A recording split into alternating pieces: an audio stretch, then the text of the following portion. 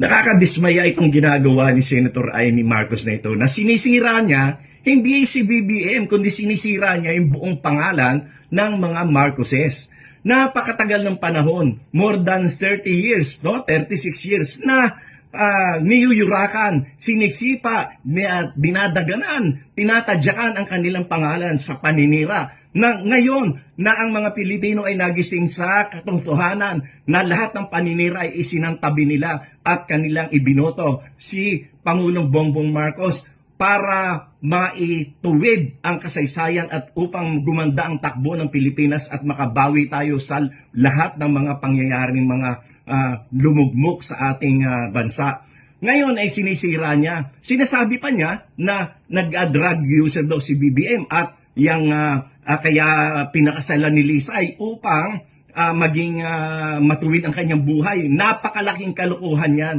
Huwag nating maliitin ang pagmamahal ni First Lady Lisa Araneta Marcos kay Pangulong Bongbong Marcos sapagkat noong panahon na yon ay dapang-dapa sila. Talagang kanyang minahal ang ating Pangulo noong panahon na hirap sila. Noong panahon na niyuyurakan at tinatadyakan ang kanilang pangalan.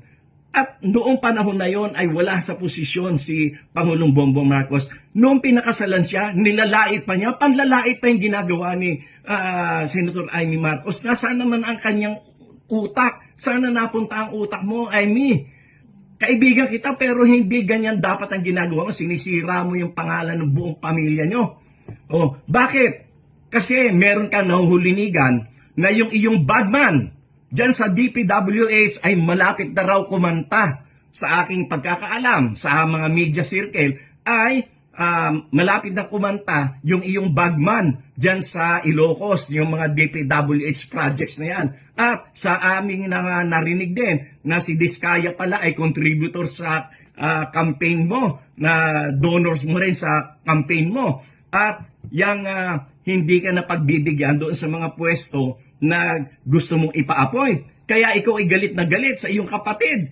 Pero kung galit ka sa kapatid mo, dapat ay yan ay ipaglihim nyo lang sa inyong pamilya. Huwag mo idamay ang mga Pilipino, huwag mo idamay ang Pilipinas. Gayon maninira ka, magdi-destabilize ka ng gobyerno. Sino pinapahirapan mo? Ang mga Pilipino.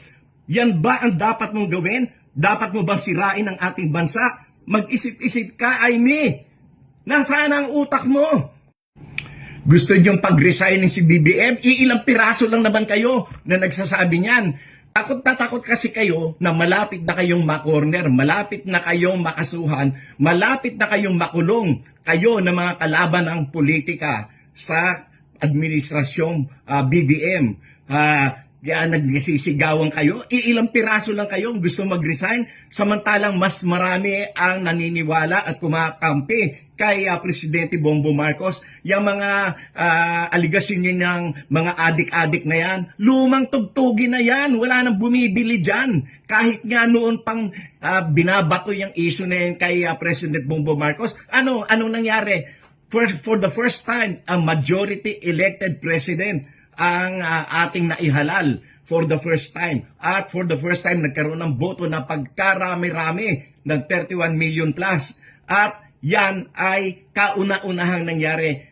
At yan ay kahit sa kabila ng paninira kay BBM at yung mga adik-adik nan. Lumang tugtugin na yan, wala nang bumibili dyan. Kayo lang na mga bumibili dyan, yung mga kulang, yung mga bobo. At sinisiraan mo pa si BBM para ikaw ay makapagtakbo sa ticket ni Sara as Vice President. Yan pala ang plano mo, ha? Na magtumakbo kang Vice President kay Sara. Nasaan na ang lohika mo? Nasaan ang iyong isip na punta?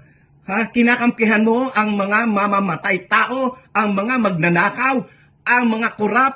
Hindi lang korap na sobrang corruption ang ginawa niyan din lang sa flood control project. Kung hindi pa dahil kay BBM, hindi mabubunyag yan. Tapos ngayon, ikaw pa ang kumakampi sa mga magnanakaw. Ano ka ba? Pambihira ang utak mo, Amy. Hindi ko malaman kung saan mo nakuha yung utak mo. Si Sara, walang kapanapanalo yan sa pagka-presidente. Kayo lang ang nagsasalita ng ganyan sapagkat kinukondisyon nyo ang isip ng mga Pilipino dahil takot na takot ang mga Duterte at ang kanilang mga tauhan na sangkot sa mga corruption. Takot na takot kayo na kayo ay makukulong na. Kaya yan ang inyo pinagsisintir. Kaya kayo ay kinakalaban at binabagsak nyo ang gobyerno ni BBM. Hindi kayo mananalo sapagkat nasa likuran ni BBM ang milyon-milyon na mga Pilipino na naniniwala na ang buhay natin ngayon ay mas maganda at mas may tinatahak na direksyon kaysa naman nung nakaraang panahon na wala talaga, na wala, sabog-sabog lahat. Kaya Aimee, mag-isip-isip ka. Hindi ka namin papayagan dyan sa ginagawa mong yan. Sapagkat kami mismo, kami mga Marcos loyalist, kami mga taong mga Pilipino na naniniwala sa kagandahan ng ating demokrasya ang magiging kalaban mo. Hindi ka naman nanalo kahit kailan.